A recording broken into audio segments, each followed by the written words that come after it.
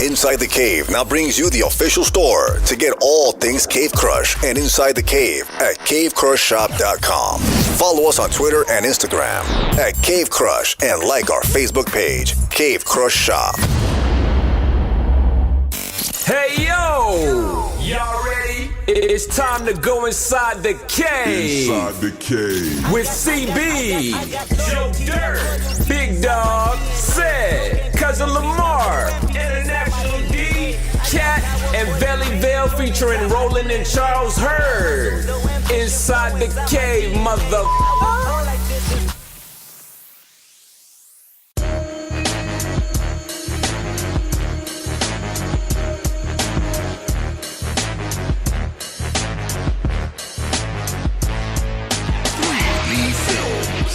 Here we go. Welcome back Inside the Cave. InsideTheCavePodcast.com, CaveCrushShop.com.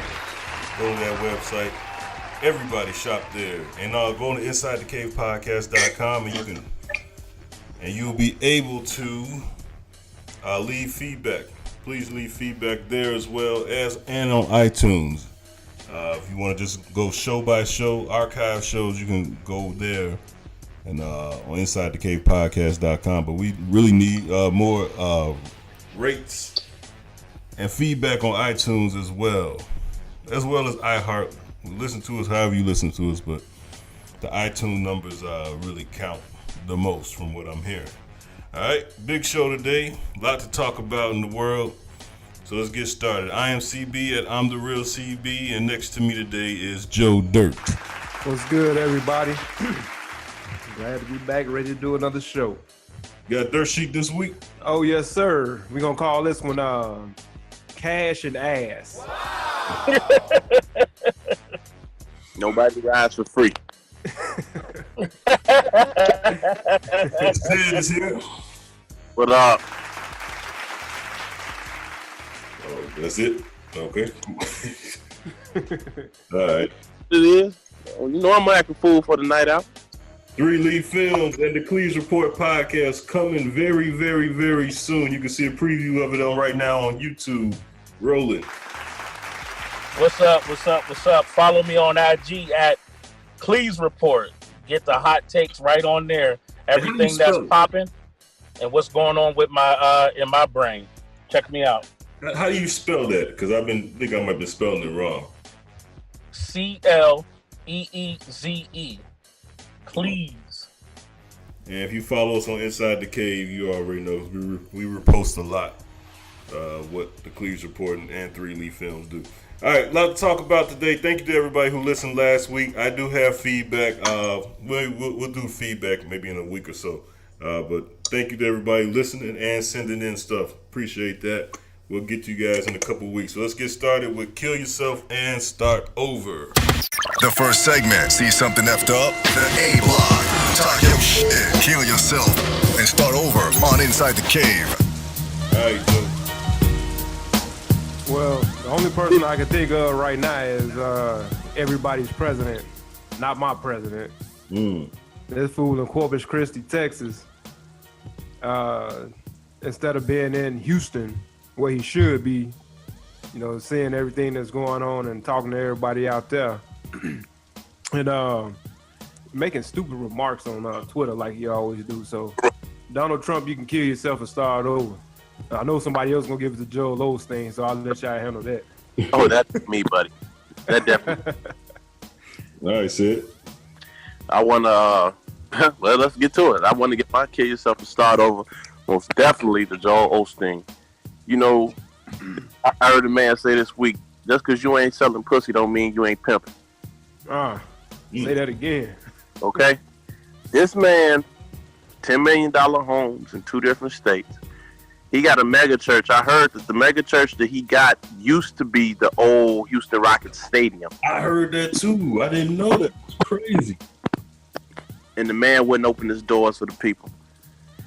Same people who come to your church, pay their tithes, get their money, basically furnishing your lifestyle, and you wouldn't open the doors for the people.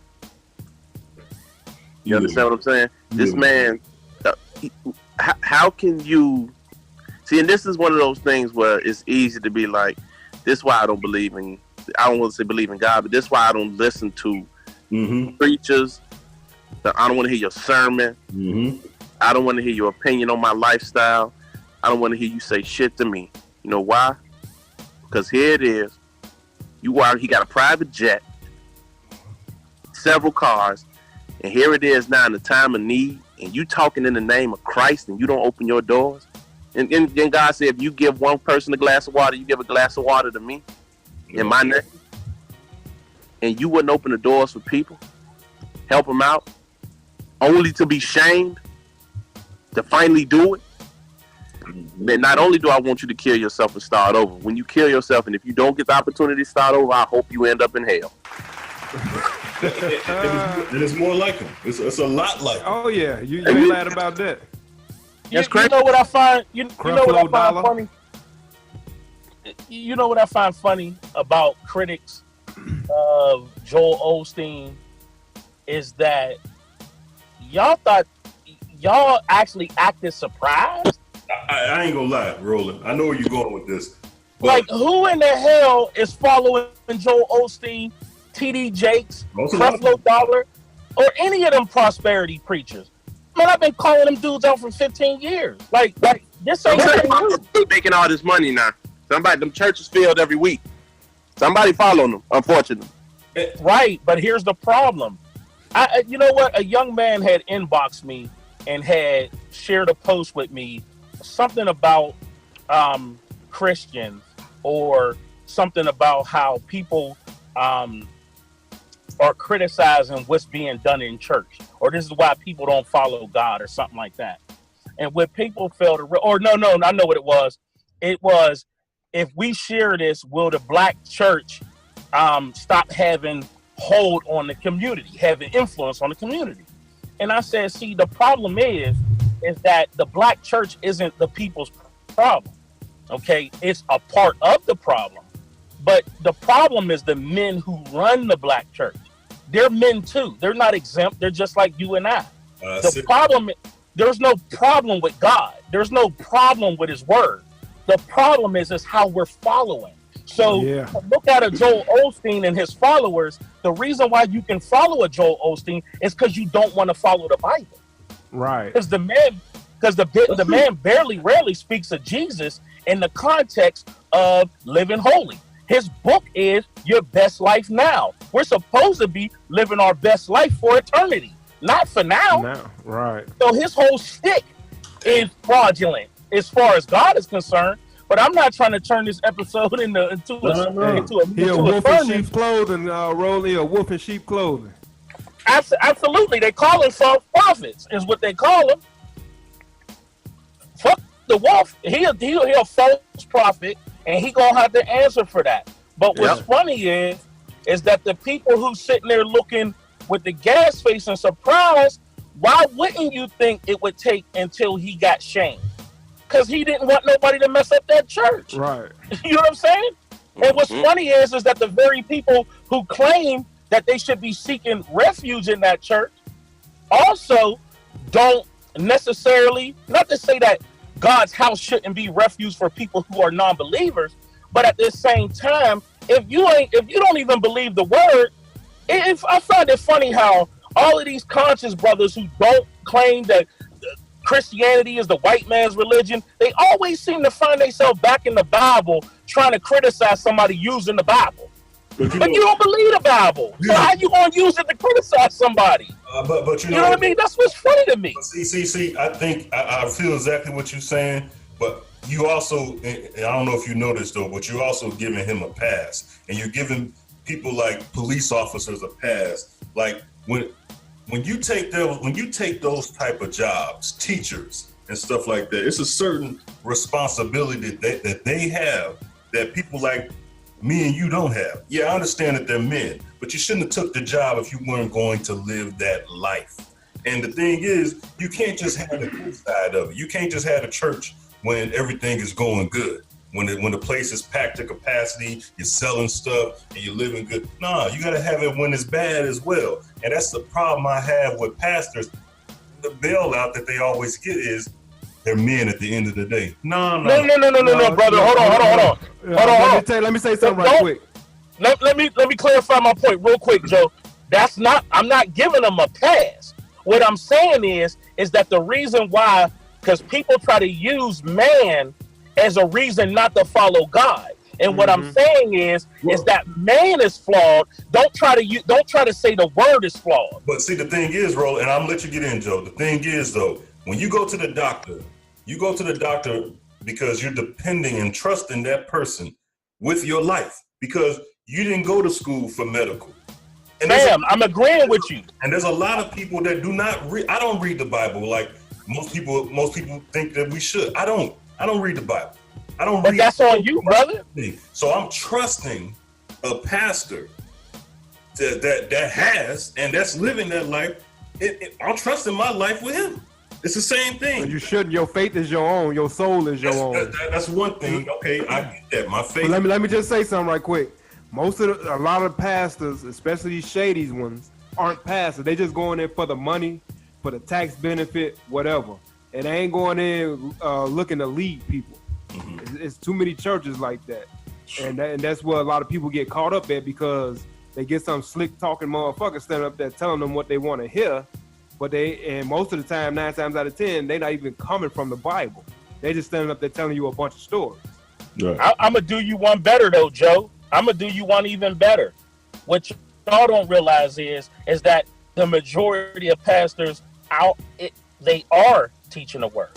The problem is that they're not totally submitting to God's rule, so they mess up. I'm not giving them a pass. You're right. But here's the problem. Is that I'm going to tell y'all right here and now where y'all can get yourself together if y'all ain't no disrespect. But CB, you totally wrong. What you just said does not fall on the pastor. Now, the pastor is responsible. The word says he will have to give an account for every soul he pastors. That's on his side. But when you hit the pearly gates, my brother, you can't say the pastor didn't tell me, because the Bible also says that you must study thyself to be approved unto God, understanding every word, and I'm paraphrasing, understand every word and bringing it under subjection. You're right. So you can't look to the pastor and say, well, he didn't tell me. It's on you, brother. I'm not saying that I'm depending on the pastor's word for myself. I am depending though on the pastor to do his job, right? On the pastor, yes, to do his job and to hold himself accountable, because I am. How are you going to know if you're not reading the word? How are you going to know? I know right from wrong. You put in people. No, you don't. I do know right from wrong. I'm gonna. No, you don't. And I know right from wrong. So if I bring my children to a church, and we're going to sit up there for 2 hours and listen to these people. That's a long time, 2 hours. Hour and a half, whatever. I don't care if it's 15 minutes. If I bring my family to this place and we're going to sit there and listen to this man in nice clothing and stuff like that, I expect you, especially if I'm going to put some money in a basket, I expect you to be a certain way. Don't say what I'm not doing. I didn't take that oath. It's the same thing with police officers. You can't say they're just a man. No. You got a badge now. You got a certain responsibility to the community, to others. You're in customer service, not me. That's the truth. Man, you do 100% wrong, though, bro. I'm telling you what I know. You're 100% wrong. Oh my God. Like everything you just said was a load of bullcrap, fam. That's not what the Bible says. The word also says that Paul said, follow me as I follow Christ. How are you even going to know if he's following Christ if you're not reading the word?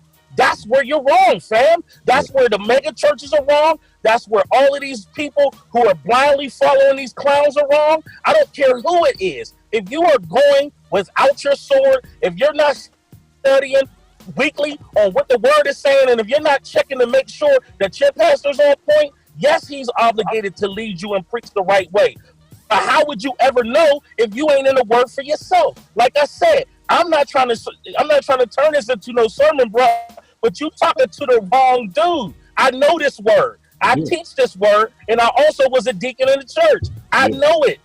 You 100% wrong, fam. You can't put your stuff on the pastor. I'm not putting my stuff, but don't you think because now you just told me that you know, like for instance, you know video, you know editing, this is what you know. It's just like you just said, you know the word, right? You said that. You said, not me. You right. said that. So you have a certain responsibility that more than I do, because I'm not out here saying that I know the word. And I understand the word and stuff like that. I know bits and pieces. I know enough.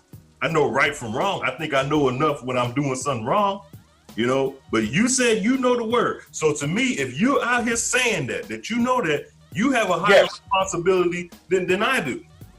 I totally agree with that part. All I was saying is that the part you said, see, there you go, switching the argument again. I'm switching it. I was talking about the beginning part you said, where you was trying to put the responsibility on the pastor. You said, I'm trusting in him, and I'm in this, and I'm like, no, fam, you wrong. I'm just saying, the pastor do have a responsibility to teach you what he's supposed to do and to live. We're saying that, and to live. Where you at? So, hold on a second. Hold on. So you said you was a deacon. You didn't feel like you had a responsibility to teach the people the word, right? And to live by it. Absolutely, I do. Yes, that's what I'm saying. Yes, I do. Huh? That's all CB said, I think. Is that no? That's not. No, man. Just like last week, that's not what he said at the very beginning. When he first parted his lips, he had said, "I'm trusting. I don't read the Bible. I'm trusting that the pastor's going to be teaching me right." And all I was correcting is that part. You're wrong. It is your responsibility to read your own word. That's right. Somebody fact check me because I don't remember. Somebody fact check me. Man, play the tape. Somebody did he ask somebody to fact check or fat check? Because you're a big motherfucker. I checked that. Well, if you're going to fact check, you're going to have to do it. Both of us did. God damn. All right, so Roland, who you got? Dang, I finally get a turn? Lord. What you mean? Shit. I'm talking for the past 2 minutes, fool. I finally get a turn. Maybe I'm get your little peanut head ass. All right, look. This is gonna send us on a whole nother tangent too. Oh, God. I'll give it back. Kill yourself and start over to all the Colin Kaepernick supporters. Here we go again. No, this is a good one, dog. Check this out. I think this is the first time ever. I'm up on some stories, but I might have possibly be the first one to break this story. Dak Prescott has said that not only is he going to stand for the national anthem, and that he won't be doing and participating in no what they calling it, boycott or whatever. What are they calling that thing with the national anthem? What are they doing? Yeah, kneeling or what? He won't participate in any of that. I feel that I'm obligated to put my hand on my heart and show how grateful I am to the position I'm in. I ain't heard a peep out of IG. I ain't see one post, one video calling this man a coon, calling him this, calling him that. I ain't heard that. Because I damn call him that. I went on Twitter and called his ass out like I've been doing to everybody else. Well, go on the Cleves report if you ain't on your phone, and you'll see the video right there. Why isn't this man being drugged all over Twitter and IG? Explain that to me. So Colin Kaepernick supporters, and then somebody had the audacity to hit me in my comments and say, well, that's because everybody don't got the expensive ass NFL channel and ESPN. If it was on NFL channel, if it was on ESPN, we would have been on it. And I'm like, I don't get ESPN or freaking NFL channel when I got it. I can't possibly be the first one to break that story. You might be wrong because I haven't heard it. You heard that story this week? Oh man, Roland called this line personally or some shit. That's the first I heard of that. Yeah. You talking to Dak and not Dink or somebody else? That's Dak. And look, I heard the story first, right? I went looking for the story. So because you know me, I'll always deal with visual medium. I don't trust no print. I don't care who posted or where it came from. If it's printed, I'll only copy and paste articles and put them under my video. I have to see the person say it. He's visually saying it with his own mouth. It ain't being reported. It ain't some talk show host saying what he said. This is exactly what this man said, and I just can't understand how a half a day gets by and the so-called up in arms. I went on YouTube. It was reported by Yahoo News. Okay. Yeah. It was after Dallas Cowboy camp. After camp, you know, they had the interviews or whatever. Right. And it's a one-on-one. Right. You heard what Jerry Jones said too, right? Yeah, Jerry Jones. What he say? He said that all his players better stand for the national anthem, or he cutting them off the team. Yeah, that there's exceptions to those rules. Though. Exactly. Exactly. Yeah, I damn to cut Zeke. I damn to cut Dak. Yeah. Well, I'm gonna have to find that because now that's making sense. Because, and see, this is the thing that I'm mad at the supporters, because everybody drugged the shit out of Antonio Bryant. Not Antonio, what the hell's in Dez Bryant? Yeah, they drugged the shit out of Dez Bryant. I can't believe I said Antonio Bryant, his bum ass. Hold on. Herb just got here. Hey, Herb. So? Roland Peanut AM nigga too. Hey, Roland just said that he heard. Well, Roland, you just tell him what you heard. That Dak Prescott came out and said that he would not kneel for the national anthem, that he finds it his obligation to put his hand on his chest and beg the white man. Like, no, I'm just teasing. And show. And show. Hold on, he said all that. I missed that. I had to put some. Since Harris here, I had to put some sauce on it. No. If he said that, you better have some tap dancing shoes on there. Yeah. No, but But he said he finds it his obligation to put his hand on his chest and show his appreciation for where he's at. And my point is I'm not giving Dak Prescott a kill yourself and start over. I'm actually giving it to all the Colin Kaepernick supporters who ain't currently dragging the shit out of him like they drag everybody else that speaks against the narrative. Well, I mean, did you see what Jerry Jones said at the beginning of the season, though? If you're a backup quarterback, trying to, you had one good year, so what we know. And Jerry Jones, let's all be honest. Jerry Jones is really the commissioner of this league. Yeah, I agree. For everybody would say, look, Jerry Jones runs the league. He's made a name out of the, back to a great name in the Dallas Cowboys, and he structures a lot of deals that comes for the league. And he flat out said, anybody that kneels on this team for the national anthem, you won't be part of the Dallas Cowboys. And then that would go as far as to say, I believe he was probably one of the lead people to make sure that Colin Kaepernick is not employed right now. Dak Prescott does not want to be on that list. I wouldn't be surprised. Wait. Listen, I'm not. Listen, I want to make sure that CB can, get us out of this segment and everything. I don't want to make a big deal out of this. But keep in mind, Herb, I'm not saying anything against Dak at all. He's allowed to make that statement. This is the point I've actually been trying to make the whole time against everybody on this panel. Is to say, why do I have to agree?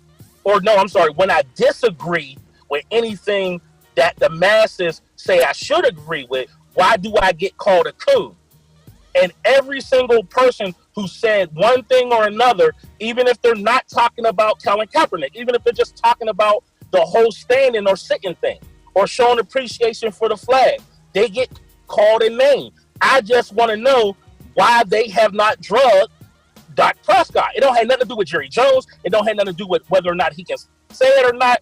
All I'm saying is that man should be currently being drugged right now. And if he's not, by the time we get off of this broadcast, if he's not getting drugged, I think I'm going to have some more choice words for Colin Kaepernick supporters because they will be considered a fraud to me. Attaboy, Rose. You know what, though? I truly believe that you get more media when you deal with the national anthem. You come out and say something like Dak Prescott did. because the media is not going to cover it as much. I mean, of course, they kind of, and then Jerry Jones is going to protect his guys. Well, even though it's out there in the media, I don't think a lot of people are going to kind of like stick on it and stay near it. Like, one of my good friends is Brandon Marshall, the linebacker for the Denver Broncos. And I don't know if you remember when that whole thing was going down, he actually kneeled on the sideline for the Denver Broncos.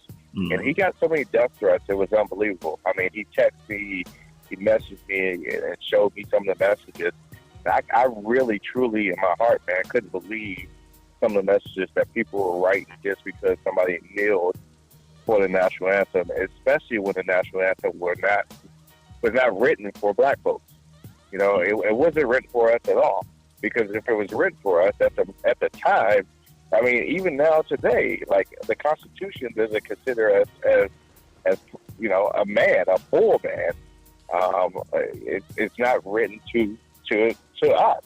Right. So Brandon Marshall was just trying to make the statement that, like, listen, man, at some point, at some time, it's us as people, we have to stand up and say enough is enough. And that's all he was saying. And to get death threats for something like that.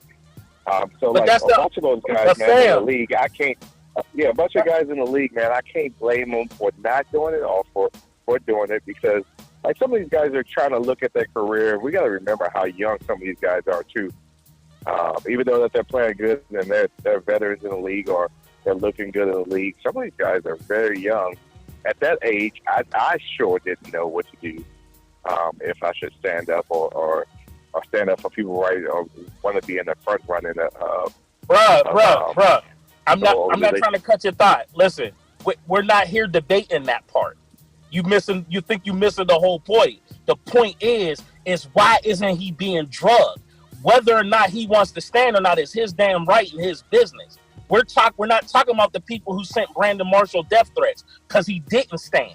We're talking about the people who are standing behind Colin and the fact that they have been dragging every single person who does not agree with kneeling.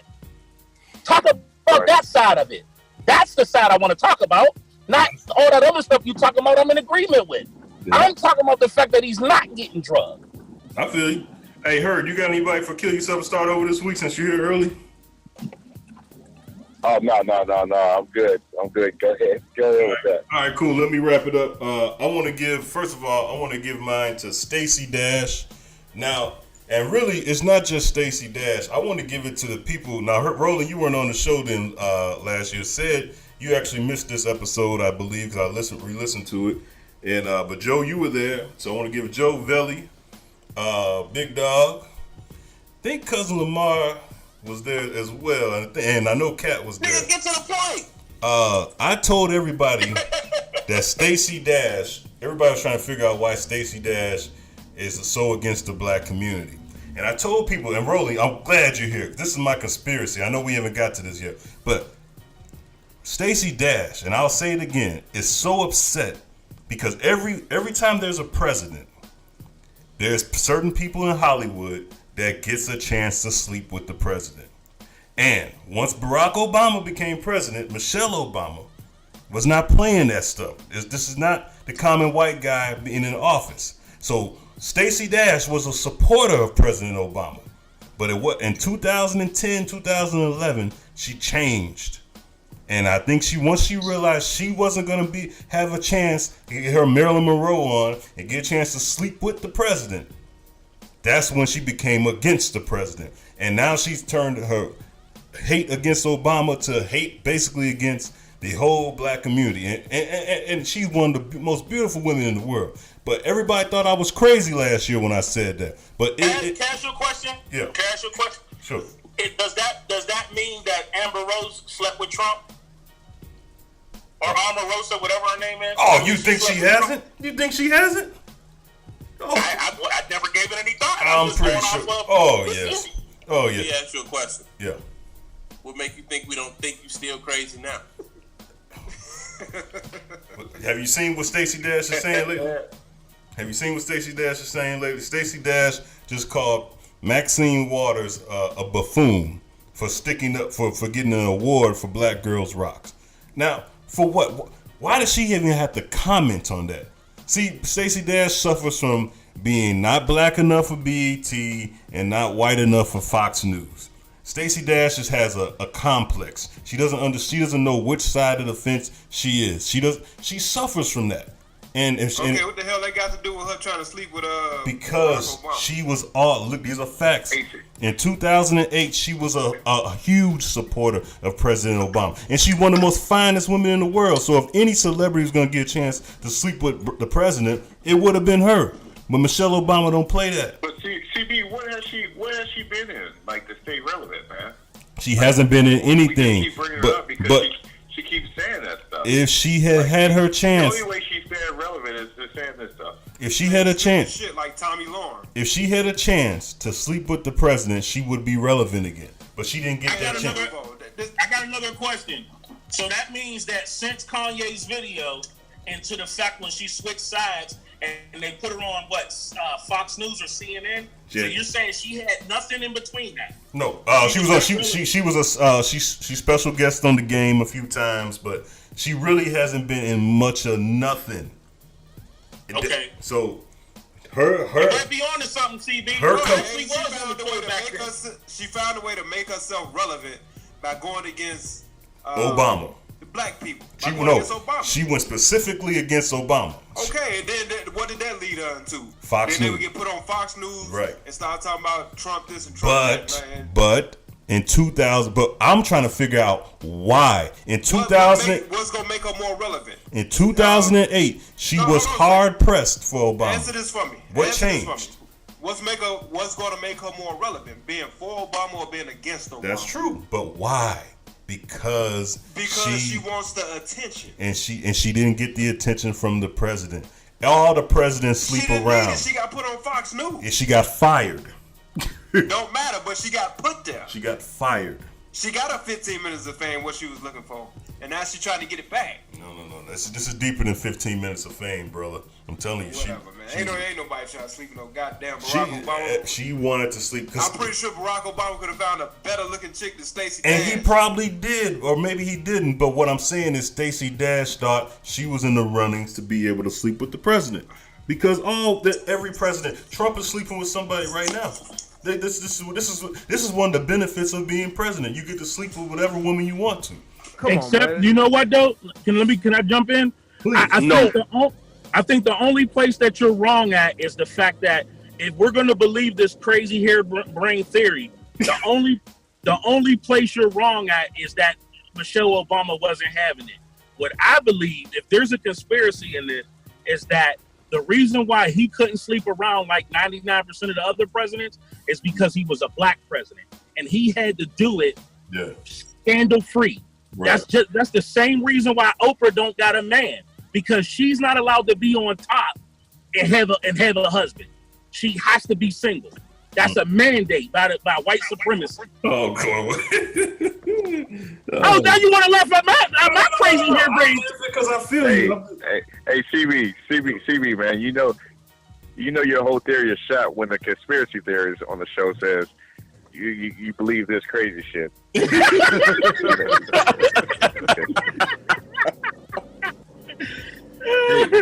Hey, I'm glad you picked up on that, Herd. I'm like, this is a little out there for even me. Hey, I want to get into something else too. I want to give. I don't know if I want to give. So I don't know who I want to give a kill yourself and start over for, but I want to say that T.I. wants to challenge Floyd Mayweather, and if Floyd don't accept that fight, Floyd, you need to kill yourself and start over. Because I watched T.I. and I even had the bad experience of almost getting beat up by T.I. And I'm telling you, if anybody can beat Floyd, it would be T.I. T.I. can't beat no goddamn body, and Floyd be stupid if he took on that fight. I hope he takes it on, man. I hope he takes it. He ain't stupid. Well, what he gonna do it for? Ain't nobody gonna pay to see that shit. T.I. just wants the money, man. I feel him though. Hey, time out though. Real talk. I bet you if I asked you 6 months ago if somebody was gonna pay for McGregor Mayweather, I would have told you yes. That shit broke records. Yeah, I would have told. Of course, everybody's gonna pay to see that MMA and boxing. I would have told you yes 6 months ago about that. Nah, I wouldn't have. I think it was a big joke. And I think people was gonna pay to see it because Floyd was the greatest at his sport and Conor McGregor was the greatest at his, and it's a spectacle. How can he be the greatest if he? Never mind, because then I'm gonna undermine Ali. But damn, he not only did he lose, he tapped out before. Like I ain't buying. I'm talking about what the greatest right now. If you want to say Floyd is right now. No, I meant for the pay to see T.I. get his ass whooped by Floyd. No. I was talking about McGregor lost MMA fights. You said he was the greatest in his sport, and I don't know if I agree with that. Well, he's the most known. I guess he's the most well known. That's what they said. He's the best at his sport. So. Oh, they saying that doped up dude Jones is, but he can't stay clean. How you gonna call him the best and you already know he on dope? Right. It's a dumbass statement. I'm just going by what they said. That's a dumbass statement. Hey, you know his brother, the dude that played for the Patriots, that was outside in the bushes howling at the fucking moon and shit. But that out though, said that's what the fuck they say. You trying to tell me you ain't heard that, Mr. Sportsman? Heard what? You ain't heard them say that Jones is the best in the sport. He's so gifted and talented. Yeah, but he stays. I ain't gonna lie. I don't pay no attention to MMA or UFC or whatever. Well, you just took your sports card down a couple notches. Wow, I don't pay attention to that bullshit either. I'm a boxer. I watch boxing. All right, man. That was Kill Yourself and Start Over. I guess I'll see you next lifetime. Heard is here, so we're gonna get into the sports update real quick. But hey, we got a request after our best of show. Someone requested for me to do another CB's racially insensitive joke of the week. So I just want to give you guys, I did some research. I'm not a comedian, nor do I play one on this podcast. Sid is actually the funny one. So I actually did some research. So he ain't that damn funny if you ask me. There you go. Here's the top 10 white people curse words. Number 10, gosh darn it. Number 9, you don't want me to spank that bottom. Number 8, I'll have none of that. Number 7, watch that attitude, mister. Number 6, take it down a notch. Number 5, cool it, Buster. Oh, shit. Number 4, shut the front door. Number 3, shut your pie hole. That should be number 1. Here you go. Number 2, put a sock in it. And number 1, the all-time classic, zip it.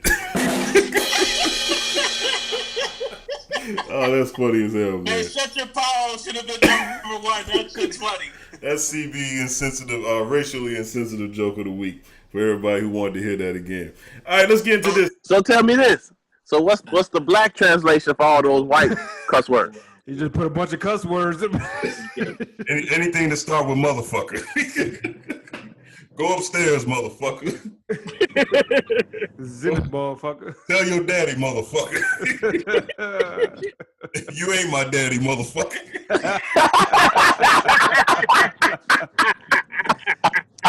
Anything a motherfucker behind this black cuss words.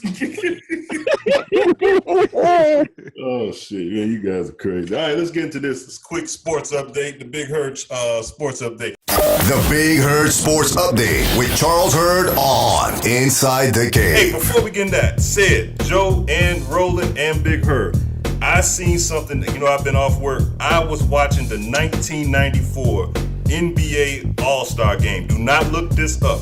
This is gonna fuck your head up. All right. Remember, that was the first All-Star Game Jordan after Jordan's retirement. I'm gonna ask you guys this, and I guarantee you, none of you guys will get this answer right. I will give you the first answer. Who was the number 2 leading vote getter in the 1994 NBA All-Star Game? The number 2 in the Eastern Conference, and he was the number 3 overall. The number 1 was Shaquille O'Neal. The number 2 was Charles Barkley. No, I take that back. Sorry. Number 1 was Grant Hill. Number 2 was Charles Barkley. Who was number 3 over everybody? You'll never guess this. Don't look this up. Please don't look this up. Just take it while. I thought Grant Hill was number. You asked was who was number 2. Grant Hill was number 1. Right. You said number 2, right? Charles Barkley was number 2 overall. But who was number 3 overall and number 2 in the East? Shaq? No. It had to be a white boy. So Tony Kukoc? No. Pippen. Herb. No, it wasn't Pippen. You're close though, Sid. Herb. Sid, you're actually pretty close. He said Steve Kerr. No, you're actually getting closer. Getting closer. I don't know. Fuck. Oh, John Paxson? B.J. Armstrong. Get the fuck out of here. He made the All-Star team? B.J. Armstrong was the number 2 vote getter in the East and the number 3 overall. B.J. Look it up if you don't believe it. You didn't hear me say B.J. Armstrong? I swear you said no, but you're getting close. Oh, I didn't hear you say it. I'm sorry. I apologize. Yeah, you too busy running your mouth. He started. I remember that. He started the 94 All-Star game. I knew it was going to be. I thought you were going to say who started. I didn't know I know he was the number vote getter like that. Who gives a fuck? Bro, do you know who was in that? That's a big deal, fam. That's a Sean big deal. Kemp was in that All-Star game, bro. All right? Sean Kemp was in that All-Star game. Dominique Wilkins was in that All-Star game. Derek Coleman. I mean, Scottie Pippen. He got more votes than Scottie Pippen. More votes than Patrick Ewing. More votes than Shaquille O'Neal. Are you kidding me? B.J. Armstrong? That's crazy. Would it? I have to look back. Please. I have to look back at the games and see why though. Like, because it had to be something significant that B.J. Armstrong was doing.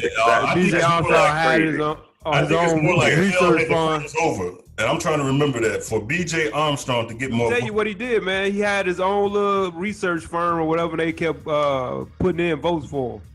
Yep, dude. Stuff in the ballot. Exactly. Because don't nobody give a shit about no B.J. Armstrong. Don't nobody in Chicago care about no B.J. Armstrong. B.J. I mean, don't get me right. wrong. B.J. was the shit now. Don't get me wrong. No, B.J. wasn't no shit. B.J. was a starting point guard for the on a team with Michael Jordan, man. Come on, hush. But he was still the starter, man. But he should. I just don't. Hey, do you think more people remember Steve Kerr or B.J. Armstrong? Right. Yeah, that's true. Well, the thing that was funny about Steve Kerr, he actually, but didn't he go to Arizona? He led college 3-point shooting and did the same thing in the years when he was in the NBA. Like, Steve Kerr actually was no joke. Yeah, he was. Yeah. And you know what? Well, he hit one of the biggest shots in the game. I mean, so that's. But I'm just saying, even if you take that out, I mean, because if you take out all of Robert Horry's big shots, Robert Horry was pretty much an average player. But he got like 12 big shots over 3 teams on his resume that will blow your mind. But he wasn't like a great player. Steve Kerr was kind of like a great player. Robert Horry was good when he was with. I was about to say Robert Horry was pretty good. Said he was good, not great. I didn't call him a bum. Steve Kerr wasn't great. He was just a great shooter. To me, he was a great shooter. Robert Horry had one part of the game that don't make you a great player. Robert Horry played defense too, bro. Then why is Stephen Curry the great player right now? He in the top 5. Steph Curry does. He can shoot. He can handle the ball. He can pass. And he can play defense. So can Steve Kerr. No, come on, man. Colin, get the fuck out of here, man. Shoot. Come on, man. Curry putting up 30 points a game. Curry putting up, not even putting up 13, man. Get rolling off the line, man. Steve Kerr was more of a place shooter, or set shooter, as you would call it. Right. Curry is more. He can create a shot for himself. He has range, man. Like, it's just he has a little bit more to his game. He can create a shot for himself. Okay. Steve Kerr was more of a place shooter. So all I'm saying is the argument y'all just made is negated by Steph Curry. Yes, he has more to his game, but you just said he can't be great just because he shoots. That's not true. He do more than shoot, man. Curry does more than shoot. What are you talking about? Roland wants to argue. Hey, go ahead, Herb. That's all you want to do. I do not. How you gonna say Steve Kerr wasn't great? How you remember all that other shit, but you don't remember he was great? Have a Steph He Curry was not a great player, dude. Conversation, man. Come on, man. We're not finna have a Steph Curry. Come on. What you got for this week, Herb? No, I just want to kind of bring to the forefront of, if you guys kind of remember, it's coming back all around again to the play of the Boston Celtics. I mean, we just seen a great draft by them because they had a bunch of draft picks from prior years and making good decisions. Now they are actually coming in. They got, well, they look like they're going to get Irvin, but they look like they're going to have to give up some of their draft picks to actually kind of make the whole situation work out. Look at everything that it comes down to. I'm telling you what, I think that this team in Boston Celtics, man, with them getting Kyrie Irving, they're gonna start to make a little bit of tweaks and lock him up for a long term, and then get some great players up there. Boston Celtics are going to come back to the forefront and win some championships up there. Win some championships? I think coming out the East, but win some championships? They're not better. Yeah. They're not better than anybody in the West. Well, that's what I'm saying is that they're going to actually build a team. I'm not going to say it's going to be right off the back that they're going to win a championship, but they're going to build a team, man, up there. Yeah. The only way I can see you have to. If they're able to still play Thompson, which I still don't even think they'll do, because I think he'll go to LA before he'll go there. Then I can see it, but they got to do something drastic because it's going to be hard to beat Golden State, man. I mean, it's just going to be hard to beat them, man. I don't see Golden State losing in the next 2 or 3 years. I think they about to do a Bulls type thing, man. I mean, you just think about. You know what, man? Like the finals are so. Listen, the way that the NBA is right now, man, is that it's. I don't think they're going to let any team be a true dynasty again. I don't think it's going to happen because LeBron's been to the championship. It's not good for the league. But LeBron's been to the finals 7 or 8 years in a row. So no, I get that, but like he hasn't won it though. I mean, it'd been different if he was there 8 times in a row and won 8 times. Then you'll be tired of watching the finals because you know what's going on. Well, can I ask you a question? It's been a thrill. Before you ask, bro, I just want to know. Who do you all see, all of you all, who do you all see legitimately having a chance to beat Golden State? I don't see anybody having a legitimate chance to beat them, period. I'm just trying to figure it out. I think that it would an injury would have to occur. Major injury. But an injury has to occur to like 2 or 3 people. I mean, they're loaded. After Cleveland get Anthony Davis, they'll beat him. Man, what is you smoking? Hey, they ain't like they ain't trying to get him. Or if they do land him. But look what they're gonna have to give up to get him, though. You know what I'm saying? So you're still gonna be short. Golden State. I mean, you talking about a team that had everything just fall into Cleveland. play. Hey, Cleveland can beat them because they got Derrick Rose. That's all they need. That's the answer to everybody. That's the marking you talking. Look, I'm serious, man. What's funny is that CB might kind of be onto something because keep this in mind. If you're not talking about the greatest player in the game, totally changing his whole mentality in the last 3 games of that series, the year before last, we would be talking about they just three-peated. I mean, when you really think about this, like we take the fact that LeBron won that coming back down 3-2 for granted. We take that for granted because if he doesn't win that series, if he doesn't win that championship, we're talking about a dynasty. Like CB might not be too far off. They had an epic failure. See, now it's kind of hard to say that because what if they did win that second championship with Durant beat there? Yeah. You think Durant still would have won? Yeah. They had. Yeah. I believe this is the reason how you know. Because they was recruiting him the whole year. Yeah, he was going there regardless. Seriously. Remember, he wanted out of OKC. It wasn't so much that they needed him. It was like... And Andre Iguodala was recruiting him since the Olympics. Right. It's like having a Bentley and then picking up a Bugatti. Like, it's like, I'm already paid, but I can have some more. And they did it without losing anybody. I mean, it's just like this, Joe. You got Michael Jordan, Scottie Pippen, and Tony Kukoc, and then all of a sudden you get Dennis Rodman. I mean, and then you add the best 3-point shooter in the game with Steve Kerr. It's like, and they did it all under the salary cap. You got Scottie Pippen being underpaid. You got Tony Kukoc not making too much of nothing. Then nobody wanted Rodman. Phil, I mean, you're looking at the same thing happening in Golden State, and I don't see how. The only way that team beats them, loses if they dismantle. And you know what's funny about that, CB? Young, and like you guys think Nick Young is a throw-in. Nick Young is going to give Steph Curry games off. Like, yeah, take a week off, Steph. You know what's CB? What's funny about that though is keep this in mind too. It's all LeBron's fault. Yeah. I've been said that. You blame it on LeBron because look, him going to Miami gave everybody the blueprint on how to do it. Uh-huh. If Miami never happens, the blueprint is still the same. The league or the I think that Durant was going to go there regardless because the way Golden State was set up, all those guys were underpaid. So it's easy to sign a max player because you don't have to pay. You didn't have to pay. Nobody was getting max money when they signed Durant. The only person getting max money now is Curry. And he wasn't getting max money because he basically was injured for 2 years. Exactly. Like everything fell into place perfect for that team. And I'm telling you, it's going to be hard to beat them. I know people say that a lot about different teams, but I just want to know.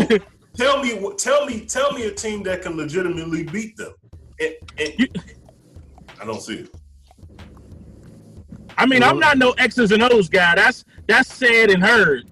They the smart ones. They should be able to come up with somebody. Tell you gonna beat them. When LeBron go to San Antonio, they gonna beat him. But how? Okay, let's just say they go to San Antonio. Who's guarding who? Still. Hey, seriously, if LeBron went to San Antonio, you think San Antonio could beat them? No. Would Kawhi Leonard shutting down Kevin Durant? They can't beat them. Kawhi Leonard can't shut You crazy as hell. First of all, nobody in the Kawhi NBA Leonard didn't get hurt. Nobody in the NBA can shut down anybody. Did you see what he was doing to them that first game? Okay, I can tell. Stop rolling your eyes. Durant is going to score 30 on anybody. No, he's not. Well, can I jump in there? I believe that other than before last year when he went to the championship, where was everybody problem with KD? Oh, he didn't show up in the playoffs.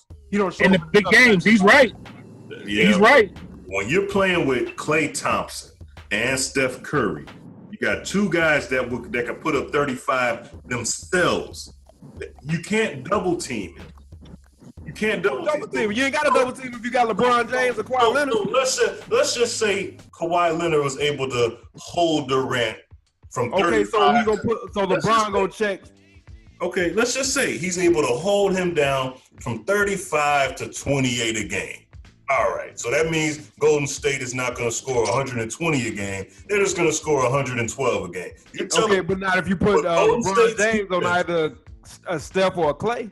That's going to take away theirs. With Golden State's defense, even if they do score, if you drop them down to 112, they can guard you. That's what makes Golden State special. They ain't that damn special. Did you see all the points they was putting up before Kawhi Leonard got hurt? When last time you said 50 points? Dude, you're talking about, first of all, you're talking about 3 quarters. That game wasn't finished. How many times has Golden State looked like they're done? That game was over. How many times have Golden State looked like... It don't matter. That game was over. Cleveland in the NBA Finals. This is facts. Cleveland had their most record game in NBA history. They put up like 140, right? The game was still close. You can't count Golden State out. Did they lose? They lost. But you're telling me San Antonio no team can do that? I ain't saying they was gonna beat them. I'm just saying that San Antonio got that ass in the first game, and if Kawhi Leonard ain't get hurt, that'd have been a series. No team can beat that team 4 games in a row. I just don't see it, man. Not the way they're constructed. Herb, you got anything else, man? I disagree with you on Boston winning championships, though. I'll be honest. Boston gonna get it done. I agree with her. Boston gonna put something together over there. Win. Watch Anthony Davis or something end up over there. Okay, win. I just they go get him. Like all them draft picks they still got. I don't see it. I see them going to the NBA Finals. Now you said this before. When is the NBA relevant? When LA and when Boston and when New York is good, right? So you don't think that you don't think? Golden State is a huge market now, though, bro. Golden State is they prisoners of the moment. But No, we know that LA market is a good market, though. Am I right, Herb? You've been there before. That's a big market down there, right? Say what? The Golden State, that's a big market down there now, right? I mean, yeah, they've made it into a big market, yeah. But I mean, like he said, LA, Boston, New York, it's always good to have those teams. Yeah, but I mean, the NBA ain't losing no sleep with having Golden State doing their thing now. So I mean, I don't know. I mean, we can say the fix is in, but I just don't see how anybody can beat that team. I just don't see it. Herb, you got anything else, man? No, that's it, man. I just wanted to bring y'all to light about that, man. Let me ask you a question on that. Do you think they're going to renege that trade, or is it going to still go through? No, absolutely not. That's absolutely not going to. I mean, it's going to happen. It's just going to have to come down to, what players they're going to get. But I mean, that's for sure going to happen. All right, Herb, I want you to what you think about the fight, Herb? I'm sorry. Go ahead, CB. No, go ahead. No, you're right. Go ahead. What you think about the fight? Did you think it got stopped too early? No, absolutely not. I think he would have beat his brains in if they wouldn't have stopped that. I mean, you gotta remember. I mean, in a fight like that, when somebody's that tired, and Floyd was just like, I mean, he could see the blood. I mean, that ref knows when to stop the fight. You got to remember both of those guys are still top of their game and really big in each sport, respectively. They don't want to get, but Floyd was going for the kill. That McGregor was done, man. He was out. Well, what I heard was today that the Nevada Commission gave McGregor a 2-month suspension, and it's not like a bad suspension, but they're saying that he cannot fight. He can't even spar with anybody for 2 months because of the danger of what happened to him on the fight with Floyd. Because of how many times he got hit in the head. So they're saying that. Well, I believe it. I mean, CB, you got to remember though, man. Like even though he was an MMA fighter, man, and he did some boxing in the ring or in the octagon, I guess you could say, he still didn't take that many headshots as like a boxer completely. Only thing they're really punching for is your face. Floyd, as much as we think that his punches don't faze nobody, man, that. You've seen how his punches do phase somebody. Yeah. I mean, Floyd's not known as a knockout puncher in many of years. I mean, he did it before in the early part of his career. But when the last time you seen Floyd knock somebody out, man? Yeah, really, when the last time you seen that happen? But like you said, at the end of the day, he is a professional boxer. He did lay some punches on him, so, Right.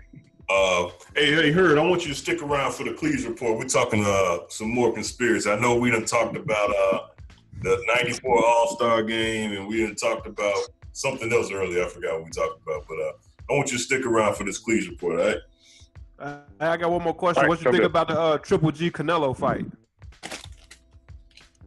Man. I tell you what, man. I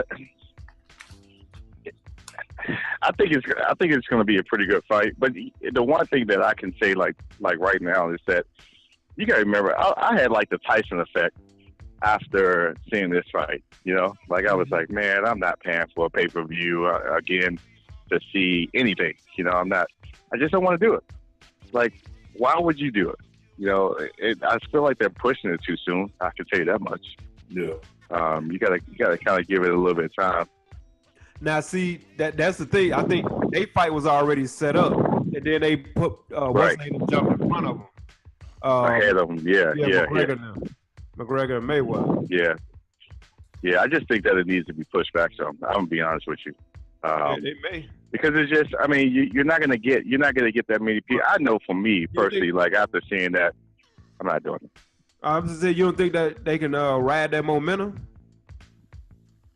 No, I mean, I don't think so, man. Like, I mean, it's like bringing a pair of Jordans out after you just released the pair of Jordans that were exclusives, you know? Like, some people will go buy it, but not everybody that you wanted to. Like, versus, like, if you wait a couple months and then you like, all right, these are the new exclusive Jordans.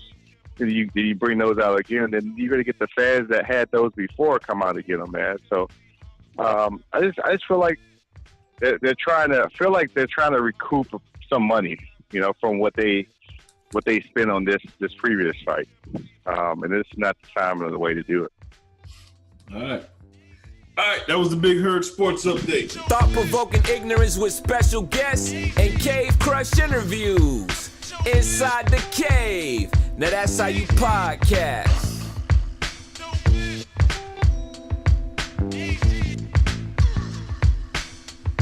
Inside the Cave.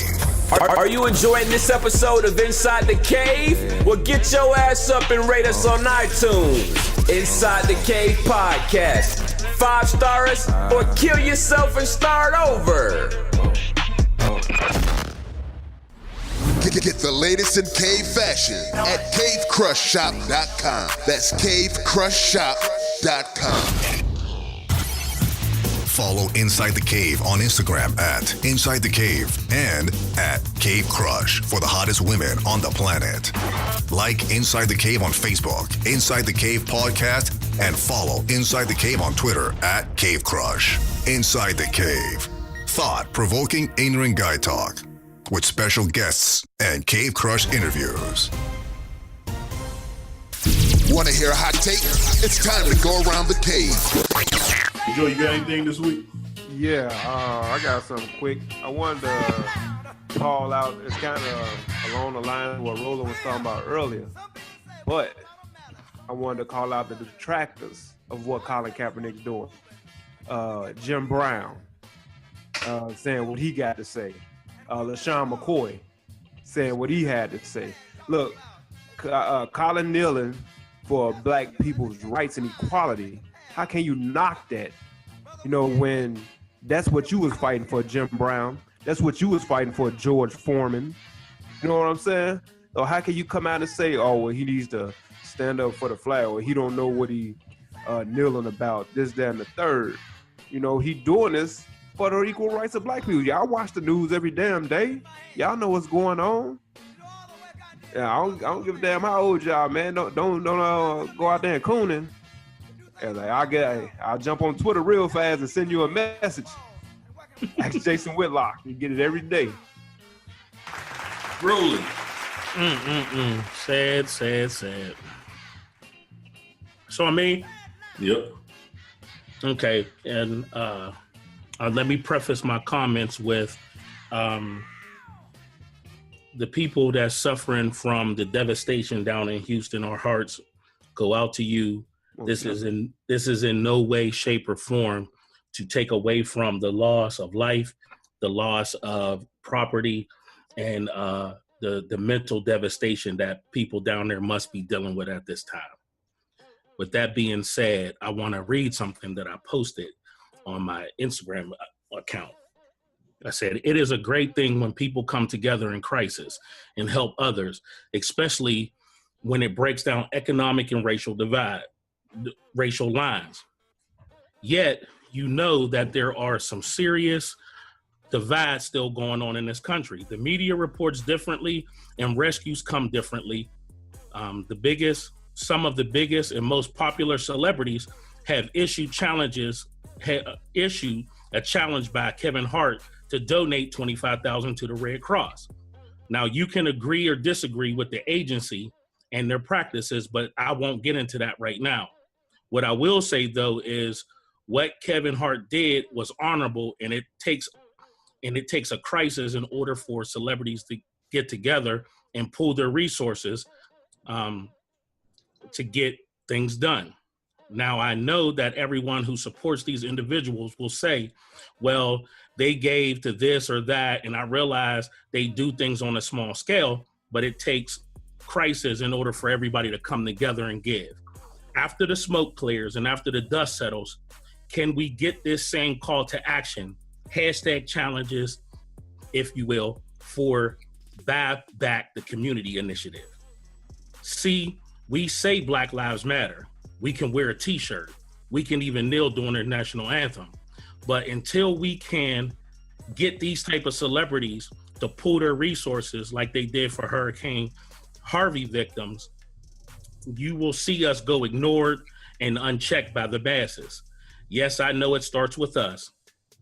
And I know, I'm not looking for a handout, but the way today's society works is people are moved by fame and celebrity via social media. There are too many Black folks worth billions for our communities to continue to go without. Let's buy back the block. Sorry it was so choppy, guys. Herb, you want to participate in this? You know what, man? I would have to agree with Roland when it comes down to that, man. And of course, I want to go ahead and say, give my condolences to all the people who passed away, or and all the people that are just, that don't have places to go, and this terrible event that happened down there in Texas. But my other thing is too, man, it's like it shouldn't take a major event or a major catastrophe for us to gather money and help out people, man. We live in a country, no matter who our president is, we still live in a country where we all have the freedom to go out and do different things. But when, somebody hurts us in our community, it's a bunch of, African-American actors and athletes. And I mean, look at it. We make up 80% in the NFL. We're almost I think it's like 90% in the NBA, and other sports. We should be able to give back to our community and make our community better. There's no reasons that, it should take, let's say, for instance, for a disaster to happen in Chicago, for people who want to give donations to Chicago. So one thing I would try to do is I would challenge everybody on this panel and everybody that comes to this panel, CB, I would challenge us to not just in this time, but for this to be a start for us to say, listen, each time that something happens, even if it's $1 or if it's $10 for everybody that comes on, man, to give something and that be donated to a good cause. Because it's not about how much you give, man, but it's about, giving time and giving effort to go out and help one person. If you help one person, man, it takes a village to raise, it takes a village, to raise a lot of kids and raise them right, man. And then when we get away from that, this is how we become in the time that we are right now. Attaboy, Hurt. All right, I want to wrap it up by just saying, for number one, part one of my Around the Cave, I want to say happy belated birthday to my brothers for over 25 years, Sid and Joe, respectively, August 26th and 29th. Not in that order, actually. Respectfully, I just want to say happy birthday to those guys. And also, I want to just say this. What I've learned now about social media is that all the stereotypes I've been hearing all my life, thanks to social media, I've learned that most of them, or damn near all of them, are true. I always heard that every woman has a price. Thanks to social media, I know that they do. If you have a booking info in your bio, more than likely you will sell me some sex if I had the money to purchase it. And on the flip side, because I'm not just picking on women, I will say this. It used to be a saying when I was in high school, Tupac made it famous, money over bitches. I ain't paying for a bitch. I ain't tricking on no bitch.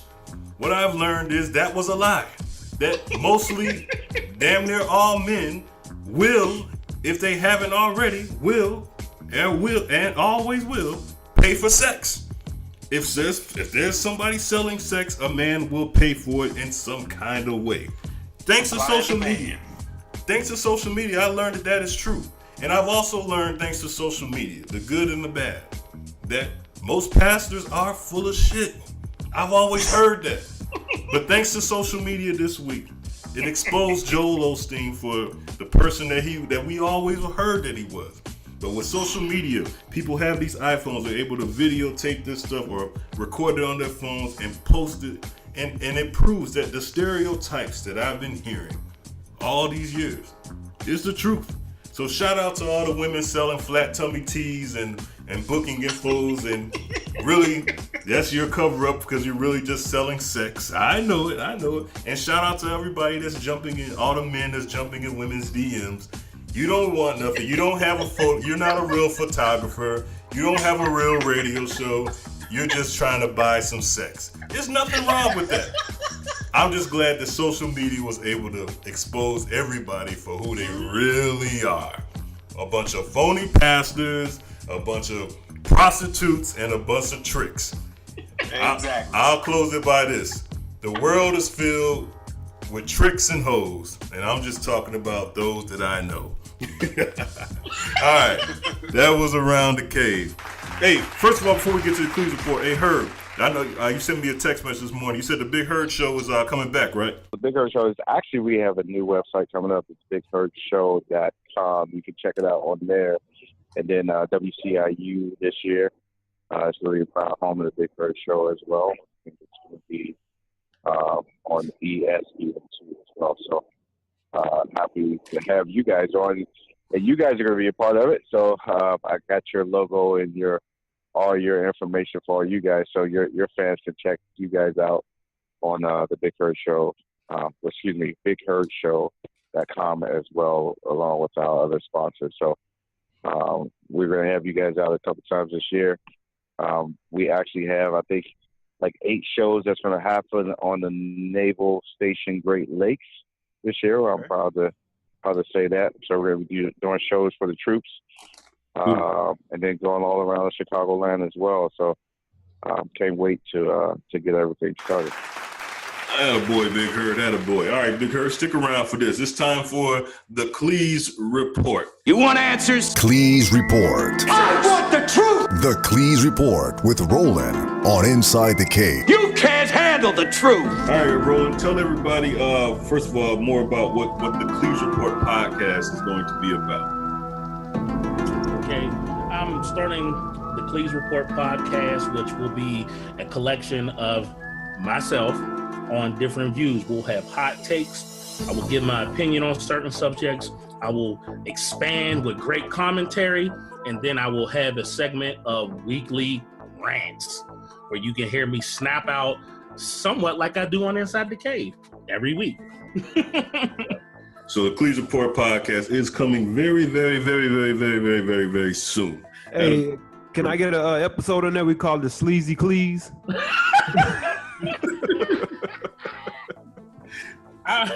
We might be able to work that out. Talk to my some lawyers. sleaze and some cleaves.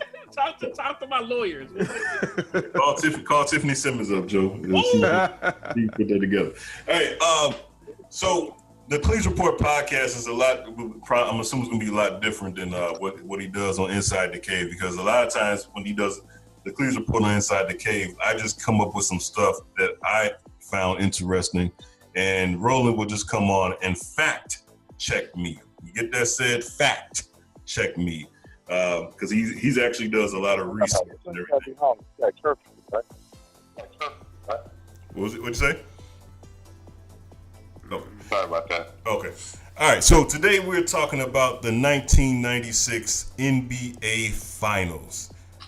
ICB, after watching video on YouTube, and because Joe told me that the internet is always right, I am starting to believe that the 1996 NBA Finals, in which Jordan won his 4th NBA title, was fixed. And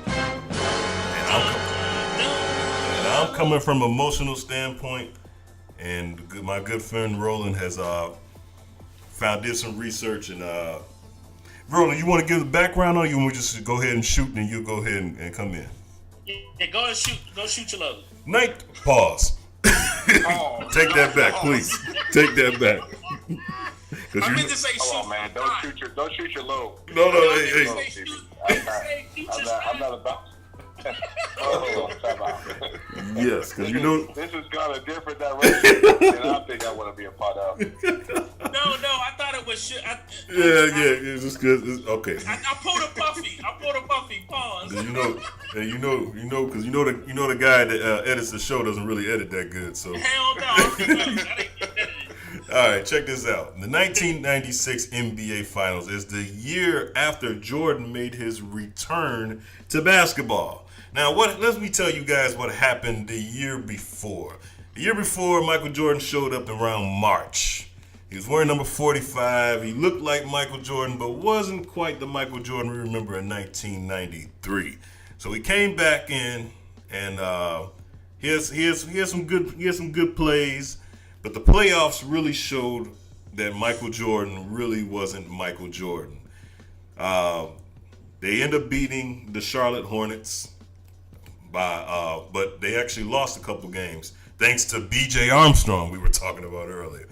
And so then they did end up winning that series, and they ended up going to the conference semifinals to play against the Orlando Magic. And everybody who knows Michael Jordan, he does have hard. Michael Jordan can score on anybody, but the people who guarded Michael Jordan the best was Joe Dumars and people who are sort of fit like Joe Dumars. And Nick Anderson had the task of guarding Michael Jordan, and he did a pretty good job that year.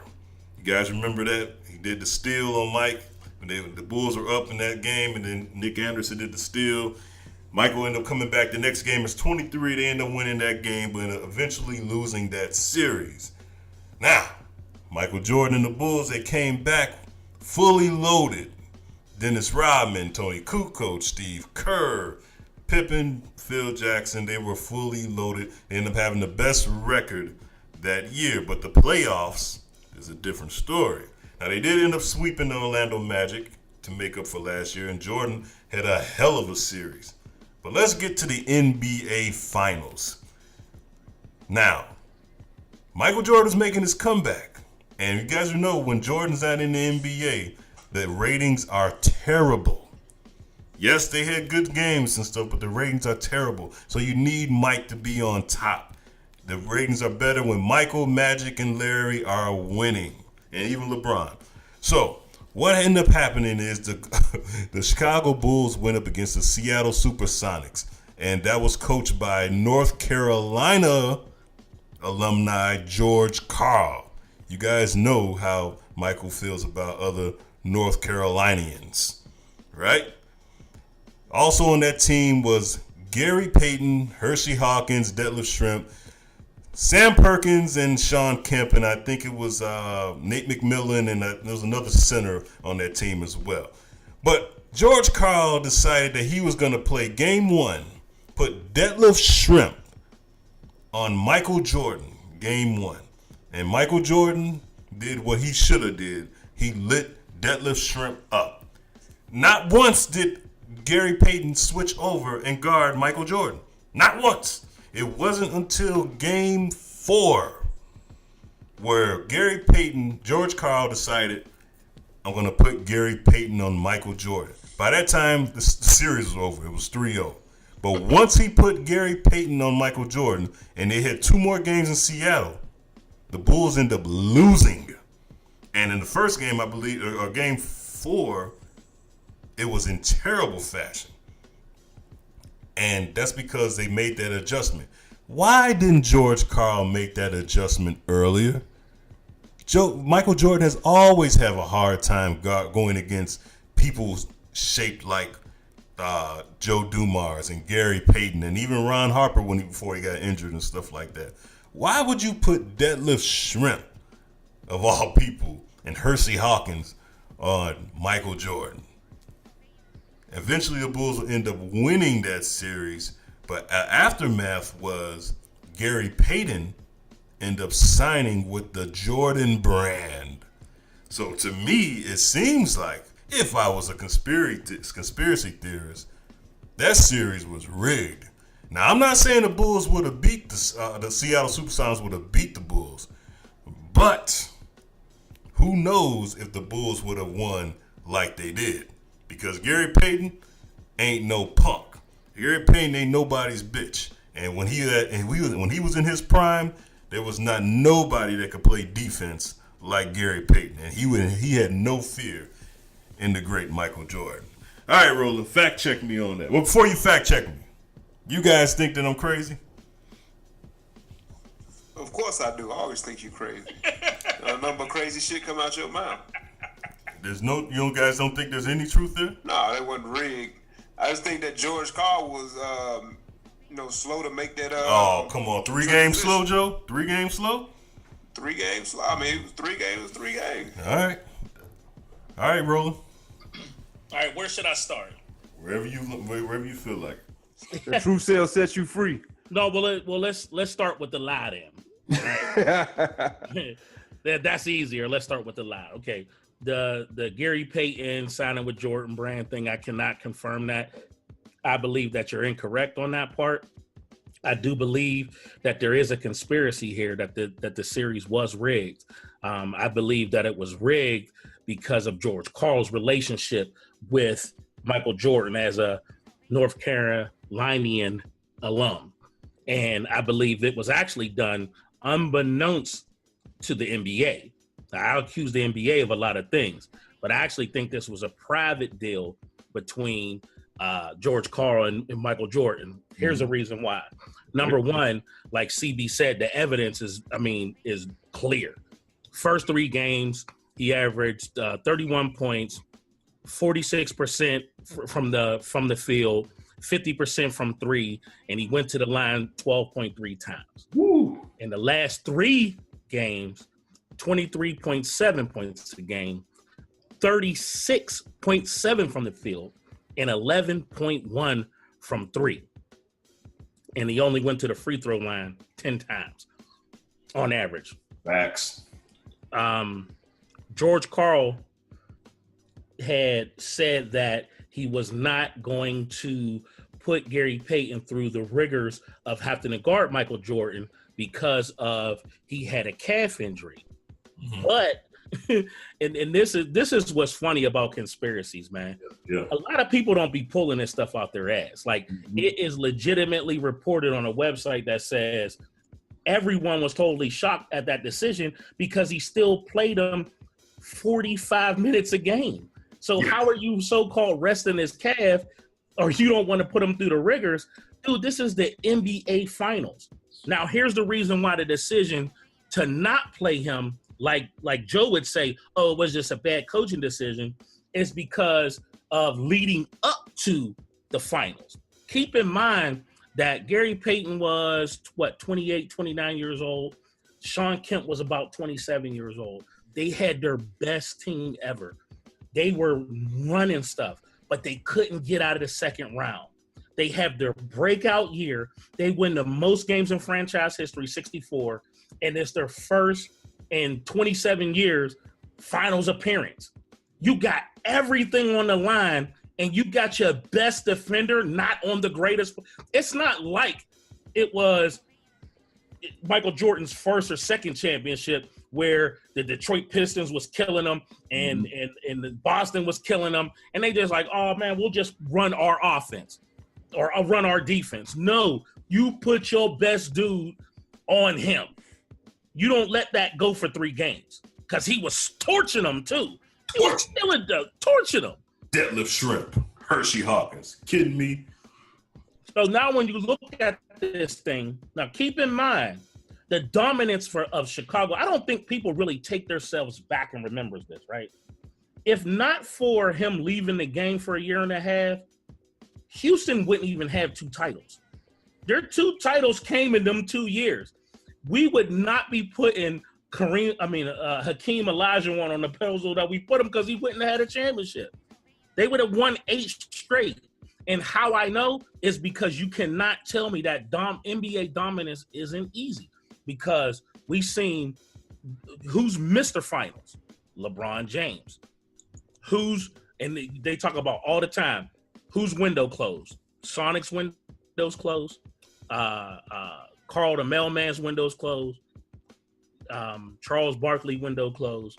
All because of Michael Jordan. And I'm telling you, I said it earlier on the show, or did I? or did I say it in the private conversation with you, CB, where I said, if you really want to make it technical, no, I just said it on the show. Like, if LeBron doesn't have that heroic effort, we talking about 3 straight championships and probably a 4th by Golden State. I mean, this thing is easy. Mm-hmm. People talk about they don't like dominance. We love dominance. And then if you really do the research and you start going back throughout the years, you can see big banks of championships being won by one team, the Lakers. You know what I mean? The Lakers got like 8 years where their dominance was unparamount. They got 2. Because then you talk about the Shaq and Kobe era. Yeah. So I believe George Karl totally threw the game for his buddy. Because he's like, what's one championship going to mean to me? Because I can't win it next year. So he made it easier for him. So you're right, CB. They probably could have won anyway, but he sure as hell opened up the pearly gates for him. I know that. And Joe, let me just leave you with this. I hope you hear us too. Let me leave you guys with this. Here's who guarded Jordan: Hershey Hawkins, David Wingate, and from Proviso East, Sherrell Ford. I don't know if you guys remember that name, Sherrell Ford. These are the guys that guarded Michael Jordan instead of Gary Payton. So let's put that in your pipe and smoke it. Great research, Roland. You guys got anything on that thing, Joy? To step away for a second. Oh, hold on. Let me go. Let me really put some sauce on this thing. Okay. When the Sonics had they had went out, they in those early exits where they couldn't get out of the second round. Mm-hmm. Guess what they're known for in their history books. Guess what they're known for? Getting swept by the Nuggets. Is that what you're talking about? They're not getting swept, but they lost. They lost, yeah. But what did they look? What was the Nuggets at the time? The 8th seed. The 8th seed. So he also got that on his resume. And here that was the whipped cream. Here's the cherry. Mm-hmm. George, you know the book that George Karl just wrote, right? Right. Calling out Carmelo and stuff. Yeah. A little fact goes unnoticed in that book. In 1994, George Karl said that Michael Jordan actually approved the trade for Scottie Pippen to the Sonics for Shawn Kemp. I'm done. Whoa. Drop the mic, walk off stage. I heard different. Whoa. That's in his book. How you read? I just read it. I heard different from another close source. What did they say? They said that Michael didn't want that trade, that he was talking about quitting, and they didn't even talk to Mike about doing it. What's his name? Jerry Ransdorf. Ransdorf, Jerry Krause, the GM, was trying to keep it secret and not tell nobody. But what happened was the dude that's on ESPN radio out here, one of the reporters that's always talking this shit, had made a mistake and let it slip out because he got that from somebody else over in the Sonics organization. Mm-hmm. And once it came out, dude reneged the trade. The Supersonics GM came back off of it. He said he didn't want to do it then. Yeah. Because it was out there and they didn't want it out there because Jerry Krause was always such like a slime ball. Yeah, slime ball. And he always wanted to keep things on the low so that nobody know what he was doing. Yeah, I don't see what the Sonics would have got with just getting Scottie Pippen. No, there was some other players involved. I just don't know what they are. Oh, okay. Hey, right, I mean, I'm sorry. Go ahead. No, go ahead, Joe. I was just about to say, Scottie was Mike guy. No matter, I mean, they really didn't hang out much from what I heard off the court. But he didn't want nobody else on the scene but him. That's why when they was trying to get Tracy McGrady, Mike again said, "Look, y'all go get him. I'm leaving." They tried to. Oh wow. He's gonna trade Scottie for Tracy McGrady. Jeez. Well, if you look at it, if you look at the way this is framed, though, Joe, is that. Remember, it was at 94 is when he retired. Oh, right. Right? So here's the hit. If you want to stick to that story, then you would have to go with my other conspiracy theory that he was serving a suspension and he knew he was coming back. So to me, those would have to go line in line. So if we get out of the conspiracy realm, all I'm saying is that the article that I'm reading is quoting the book is saying through George Karl, which you would have to call George Karl a liar, is that in '94, he is saying that not only did Michael Jordan know about the trade, he actually endorsed it. He wouldn't have no control because he's retired. Why would him being mad affect what Jerry Krause or Jerry Reinsdorf is going to do? That'd have been a stupid ass trade if it did go through. Now you getting a conjecture and opinion. I'm just saying what you said. I'm just saying as far as the trade going. Hey, before we, I feel you. Herb, do you want to say anything on this real quick before I close it down? I don't think he does. All right. Well, that was this week's Cleese Report. Great research again, Roland. Joe, did we convince you? Yeah, I mean, y'all made some good arguments, man. Something to think about.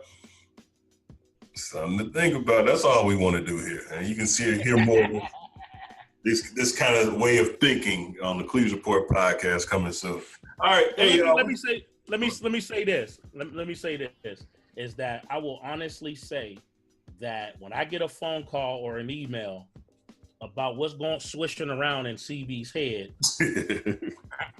I freaking cringe, man. He definitely, like we was talking earlier, where I said, what I say, that cock and pick thought process you had on that one, boy.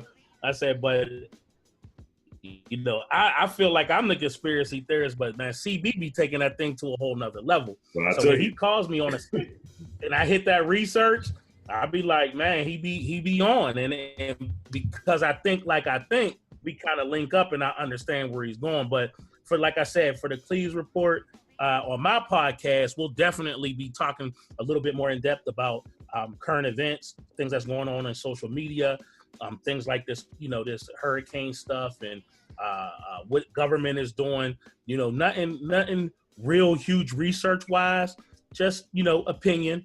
Talk radio, you know what I mean? We ain't getting all into real big logistics unless you ask for them.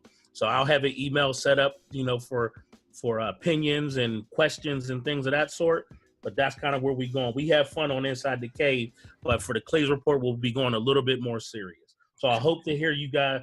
Hope that you guys take a moment and listen when it comes out. Yeah, we'll send them all there. All right. Hey, no cat this week. So I was going to do this Cat's Corner, but I'll save it for next week. I want running out of time. So let's get to this. Our favorite part of the show. Tell me something, Joe. America will finally have someone to look up to. His name is Joe Dirt. Joe Dirt in the building. With the best segment on the Cave podcast. Tell him something, Joe. When Inside the Cave. All right. Here we go. Like I said at the beginning, we got a good story here. It's about ass and cash.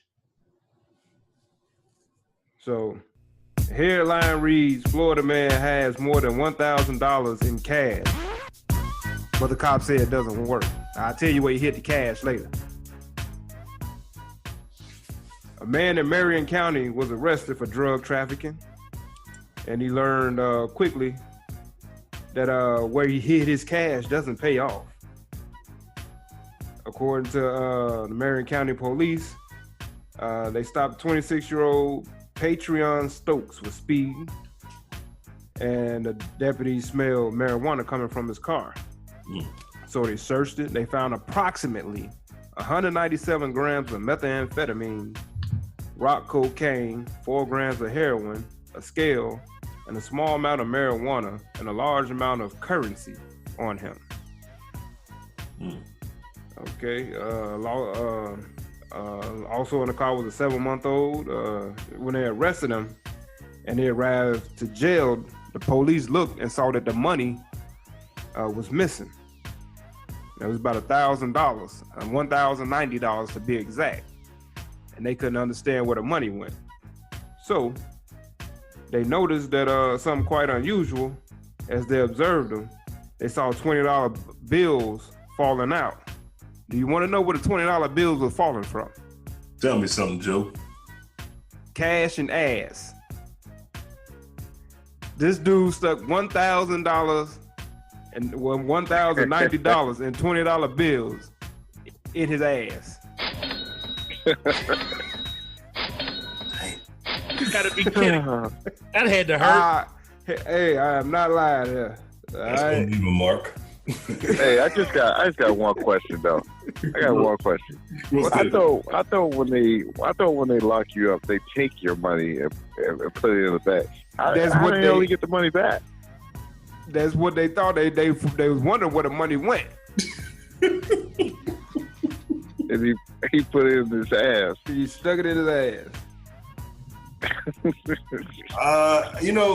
I'm gonna say that this is the first time something's been in this guy's ass. He did that before. Yeah. He did that before. Not that there's anything wrong with it. I'm just gonna say that this is not the first time he's. I'm just gonna go off the fence and say, us here on the phone, okay. I don't know if you ever tried to ball, $1,000 up in the circles. But it's pretty. I would say it's pretty whiffy when you say that. Yeah. And I don't think we're sticking it in our ass. I'm just gonna put it to you. Yeah. Unless you did that before. He got $1,090 to be exact. And $20 bills. Wow. And $20 bills. Damn. I just would have been missing $1,090. They would have had to take that. Hey, well, so somebody came up to him like, "Hey, you better give my money. I'm gonna take it out your ass. Don't worry about it. I shit it out for you. Here you go."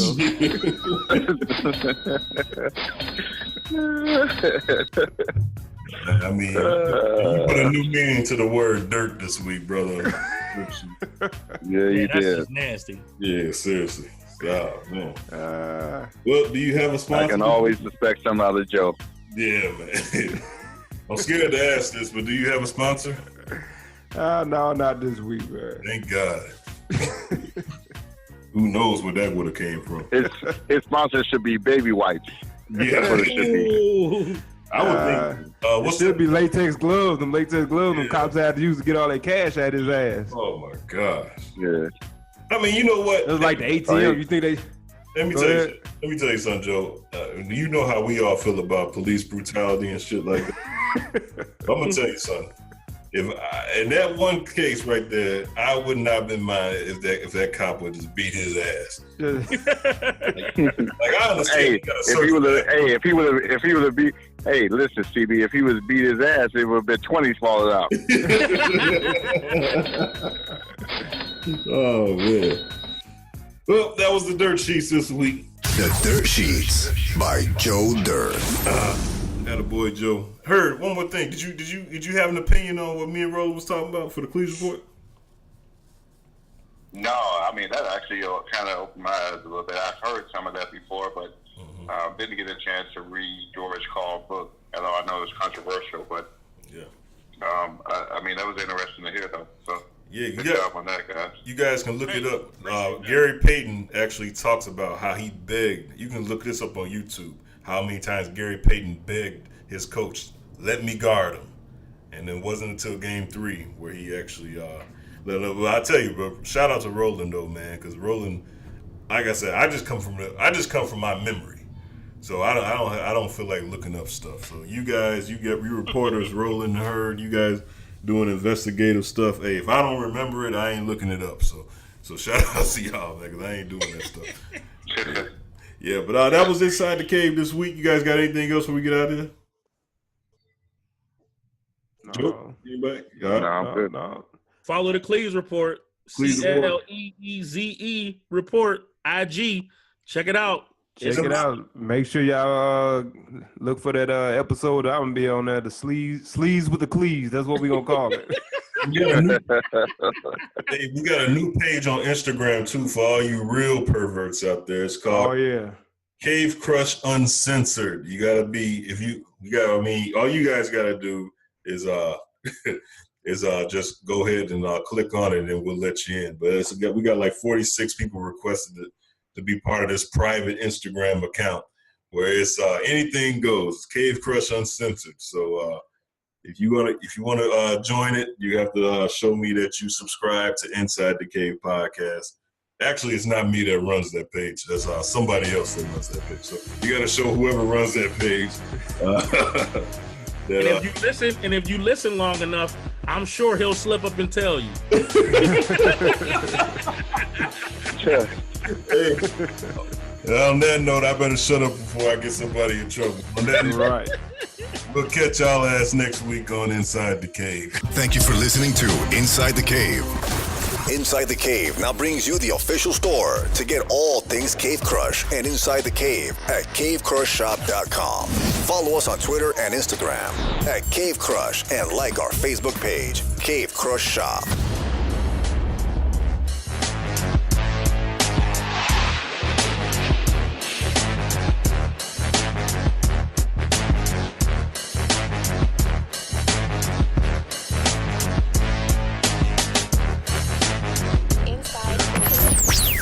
Inside the cave. Inside the cave. Inside the cave. Inside the cave. Inside the cave. You're on the #1 show, Inside the Cave. 3 Lee Films.